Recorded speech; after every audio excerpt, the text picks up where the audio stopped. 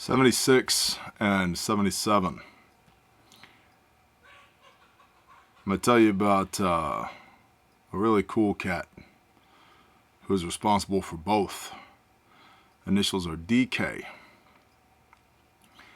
They sent an excellent after-action report.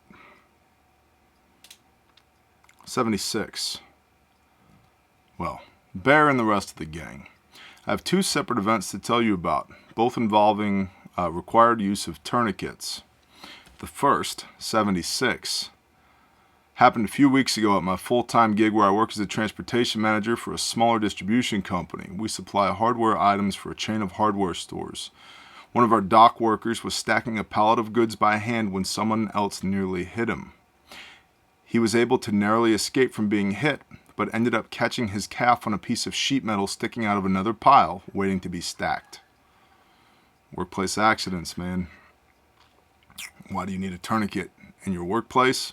Here's why. This resulted in a large laceration, completely severing his calf in two. From my office, I could hear the commotion on the dock and already started that way to investigate when I saw another employee start running towards me.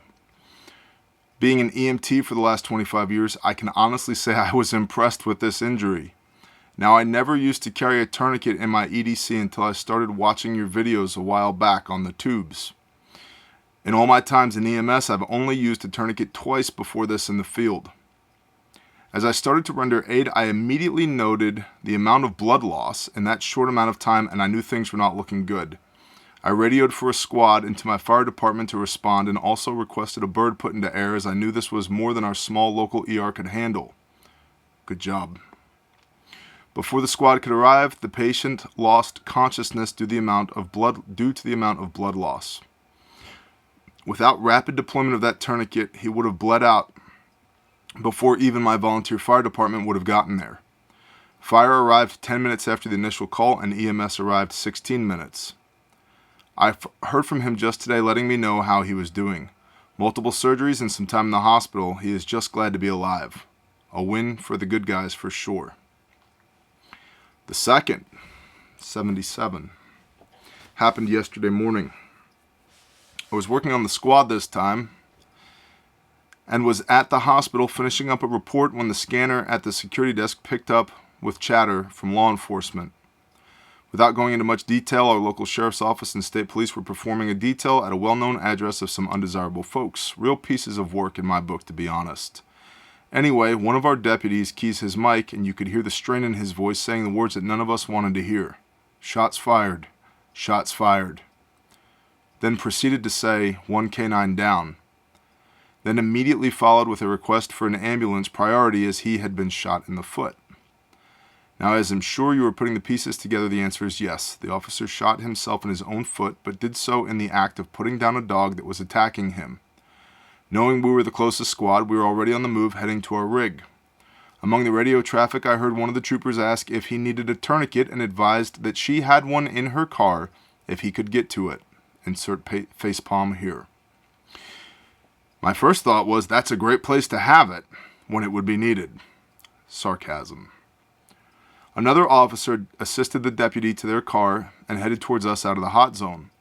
Once we had the deputy in our rig, I ended up using the second tourniquet to get control of the bleeding, and wound packing just wasn't cutting it.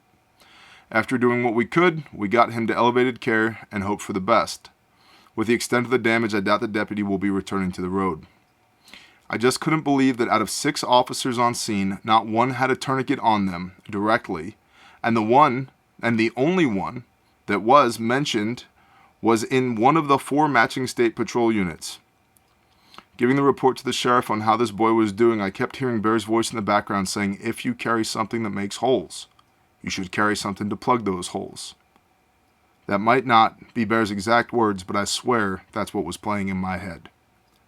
Anyway, thanks Bear and Refuge Medical for getting the right equipment into the hands of us to do what we need to do when the need arises. DK. Dude, great job. Thank you for allowing us to be a small part of that. I'm sure the team has already been in touch with you to replace whatever you used, and dare I say, whatever you need, homie. Keep the people who are injured in prayer. Please and thank you. Keep the first responders in prayer. A lot of people don't realize the mental, emotional, spiritual toll it takes to be a first responder and to have to deal with stuff like that day in, day out. And please, if you carry something to make holes with, please carry something to plug them with. Praise Yah. Good work, DK. Y'all have a blessed day. Shalom.